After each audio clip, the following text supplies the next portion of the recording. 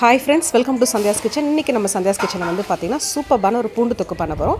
ரொம்ப எக்ஸ்பிரஸ் வேகத்தில் பண்ணலாமா? அதுக்கு வந்து பார்த்திங்கன்னா ஒரு 3 to 4 ஸ்பூன் வந்து பார்த்திங்கன்னா நல்லெண்ணெய் எடுத்துக்கோங்க. இல்லை கடுகு, சீரகம், வெந்தயம் போட்டுக்கோங்க. எண்ணெய் காஞ்சதுக்கப்புறம் அதுலேயே வந்து பார்த்திங்கன்னா ஒரு 4 வரமிளகா போட்டுக்கோங்க. அது குண்டு மிளகா இருந்தாலும் சரி, நீட்டு மிளகா இருந்தாலும் சரி. அதுக்கப்புறம் அதில் வந்து பார்த்திங்கன்னா ஒரு கப் அளவுக்கு பூண்டு வந்து உரிச்சு போட்டுக்கோங்க. நாட்டு பூண்டாக இருந்தால் சூப்பராக இருக்கும். அதுவும் அப்படியே கருவேப்பிலையும் போட்டுக்கோங்க. ஒரு கைப்பிடி கருவேப்பிலை போதும். இந்த எண்ணெயிலே வந்து பார்த்திங்கன்னா பூண்டு நல்லா குக் ஆகணும். அதுக்கப்புறம் அதே அளவு இன்னொரு கப்பு பூண்டு எடுத்து அதை வந்து பார்த்திங்கன்னா மிக்சியில் வந்து அரைச்சி எடுத்துக்கோங்க. நல்ல ஒரு பேஸ்ட்டாக அரைச்சி எடுத்துக்கோங்க. அதை கூட வந்து பார்த்திங்கன்னா அரைக்கிறதுக்கு முன்னாடி உப்பு அந்தே கொஞ்சம் நல்லெண்ணெய் அது ரெண்டுத்தையும் சேர்த்து அரைச்சிக்கோங்க. ஏன்னா ஃப்ளேவர் நல்லா இருக்கும். அதே போல் எண்ணெயில் வழங்கும்போது வந்து பார்த்திங்கன்னா ரொம்ப சூப்பராக இருக்கும்.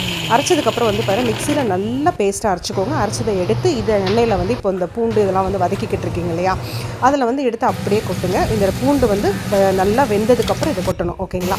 கொட்டி நல்லா வந்து ஒரு கிளறுங்க. நல்லா இது மாதிரி எண்ணெய் வந்து பார்த்திங்கன்னா பிரிஞ்சு வரணும். ஒரு 5 to 10 minutes வதக்கிட்டே இருங்க. அதுக்கப்புறம் வந்து ஒரு நெல்லிக்காய் சைஸ் புளியை வந்து நான் ஊற வச்சுருக்கேன்.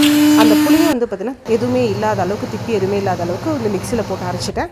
அரைச்சதுக்கப்புறம் அதை வந்து பார்த்திங்கன்னா எடுத்து கொஞ்சம் லைட்டாக அந்த புளி ஊற வச்ச தண்ணியே சேர்த்து இதில் வந்து பார்த்திங்கன்னா நம்ம வதக்கிட்டு இருக்கோங்க. அதில் வந்து அதை ஊற்றிடணும். அந்த புளி கரைச்சியில் வந்து அதில் ஊற்றிடணும்.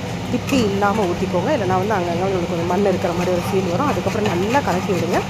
கலக்கி விட்டதுக்கப்புறம் வந்து பார்த்திங்கன்னா அதுக்கு தேவையான உப்பு, அண்ட் தென் வந்து மஞ்சத்தூள், அண்ட் தென் மிளகாத்தூள், காரத்துக்கு நான் வந்து வீட்டில் இருக்கிற குழம்பு மிளகாத்தூளை தான் போட்டிருக்கேன். அது எல்லாத்தையும் போட்டுட்டு நல்லா வந்து பார்த்திங்க அப்படின்னா ஒரு தடவை மிக்ஸ் பண்ணி விடுங்க.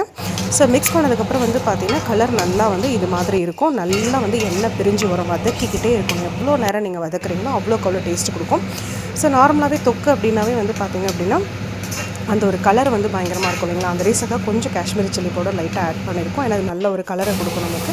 அதுக்கப்புறம் இன்னும் கொஞ்சம் எண்ணெயை வந்து லைட்டாக கடைசியாக சேர்த்து நல்லா வந்து அதை வாட்டிகிட்டே இருங்க. அந்த எண்ணெயிலே வாட்டிகிட்டே இருங்க. வாட்டிகிட்டே இருக்கும்போது நல்லா அந்த எண்ணெய் பிரிஞ்சு அப்படியே தொக்கு பதத்துக்கு கம்ப்ளீட்டாக வரும். ஸோ சூப்பராக இருக்கு பாருங்கள்.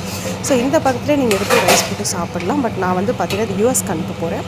ஸோ அந்த ரீசனால் வந்து இன்னும் நல்லா வந்து இதை வாட்டி எடுக்கிறேன். இன்னும் ஒரு 3-4 months இருந்தால் கூட ஃப்ரிட்ஜிலே வைக்கலன்னா கூட கெடாமல் இருக்கும். அந்த ரீசனுக்காக. ஸோ அதுக்கப்புறம் நல்லா வதங்கினதுக்கப்புறம் இதில் லைட்டாக கொஞ்சம் நாட்டு சர்க்கரையை சேர்த்துட்டு அதையும் வந்து லைட்டாக தொலைவி விட்டு ஒரு 10 நிமிஷம் வந்து பார்த்திங்க அப்படின்னா அந்த அதை வந்து எண்ணெய் பிரிஞ்ச அளவுக்கு வதக்கிட்டே இருங்க. அதுக்கப்புறம் கொஞ்சோண்டு நாட்டு சர்க்கரையும் தென் வந்து பெருங்காய பொடியும் போட்டு இறக்கிடலாம். அவ்வளோதான். ஸோ சூப்பரான வந்து பார்த்திங்க அப்படின்னா பூண்டு தொக்கு ரெடி.